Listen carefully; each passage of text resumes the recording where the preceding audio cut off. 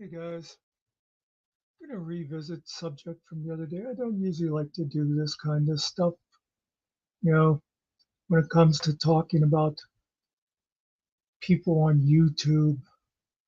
I'll say what I have to say and then move on, because otherwise you get into this stupid back and forth stuff that does nobody any good.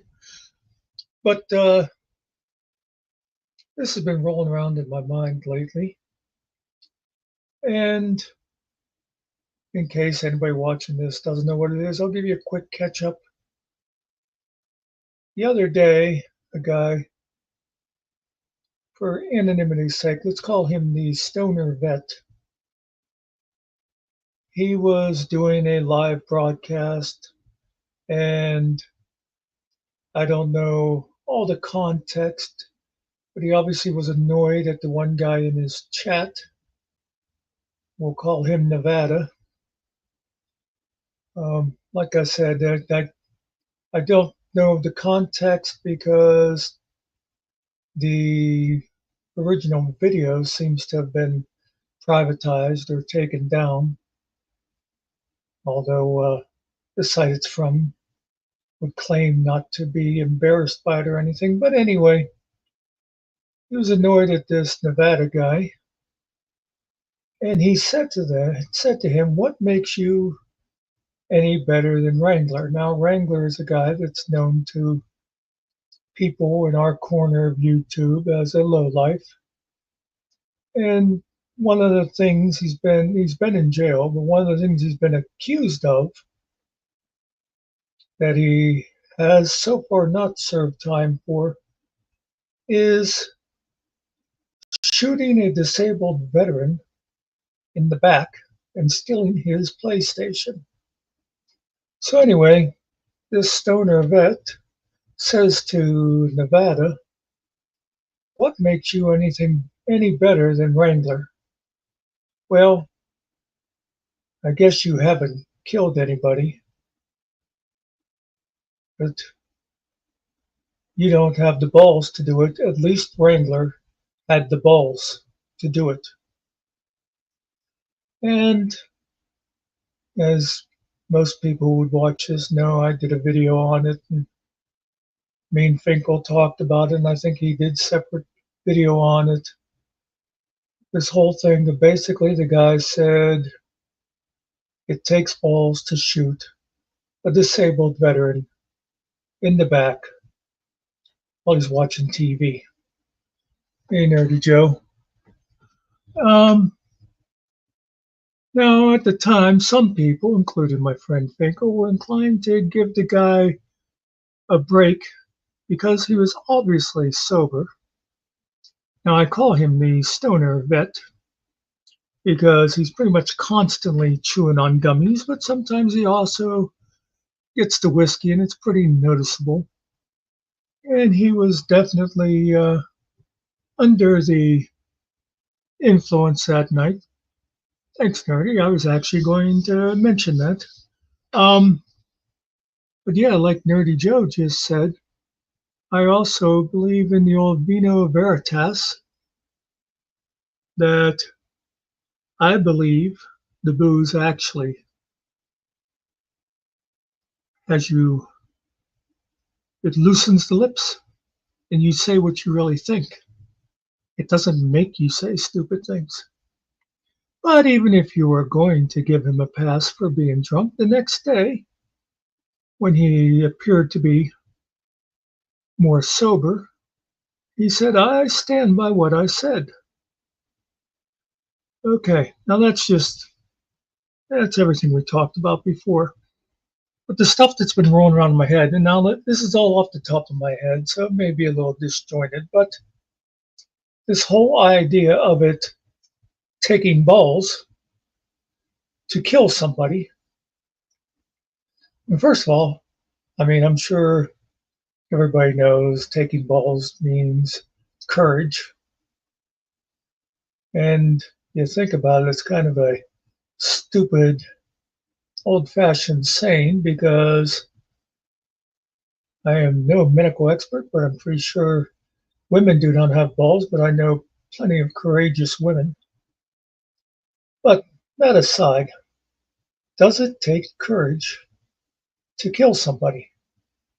Now, I'm sure in this stoner vet's mind it does, because he is, by all accounts, a combat veteran.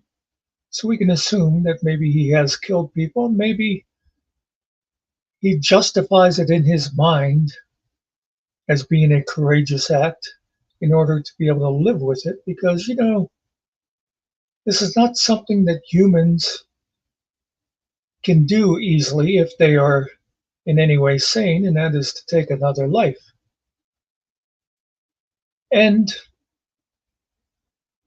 it can be certainly courageous. But on the other hand, is it always courageous? Aren't, aren't there often people who will shoot or kill somebody out of fear? I, I know if I'd ever put on the uniform and was in combat, I'd be more likely to be afraid than courageous. I would just be shooting to save my own life. I'm not sure that's courageous. Now, on the other hand, let me just say, you can't have courage without fear. I know my paternal grandfather and a maternal uncle both have gotten silver stars. The grandfather in World War One, the uncle in Korea. And when you read their citations, you do see that they were courageous. Hey Donna, how you doing?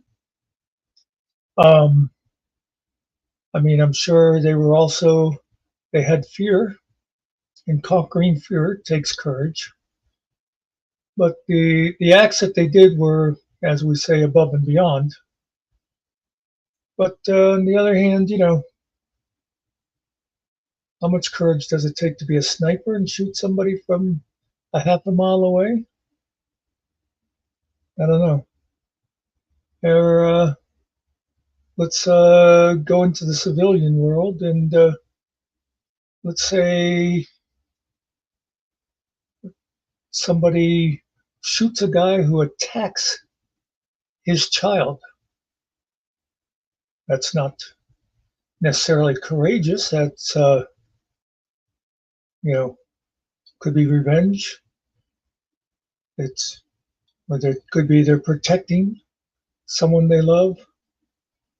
So yeah, I don't think a blanket statement of it takes balls to shoot somebody or to kill somebody is true. I think maybe once again coming back to this stoner guy, maybe he has to believe it that way. Who knows what sort of things he's done when he was wearing a uniform that he has to justify in his head whenever his head isn't filled with gummies and whiskey. I don't know, but I would love to hear other people's opinions on this. Like I say, it's all sort of still just rolling around in my head, just what exactly courage is. What When does it take courage to shoot somebody? I don't know. I thought I had more to say about it, but I've kind of run out of steam. But anyway, like I say, feel free to leave a comment and tell me where you think I am wrong, or let me know what your thoughts are. Yeah. Did you mention instinct? Yeah, that would certainly be a part of it in various cases. I'm sure somebody is pointing a gun at you. Your instinct is to point back, or it's your fight or flight thing, I guess. I think I'd be more likely to jump behind the wall, but that's me. Um, yeah. Anyway, that's my thought for the day. I think I may be back tonight. We just go over on FMAC, of course, with just a regular panel where you can just chat about nonsense. Anyway, Nerdy, Donna, thanks for coming in. You got anything to say before I hit the button? It's always good to see you both.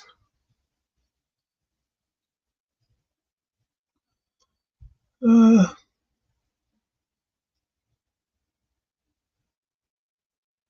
I guess I'm out of here. And that's the way it is.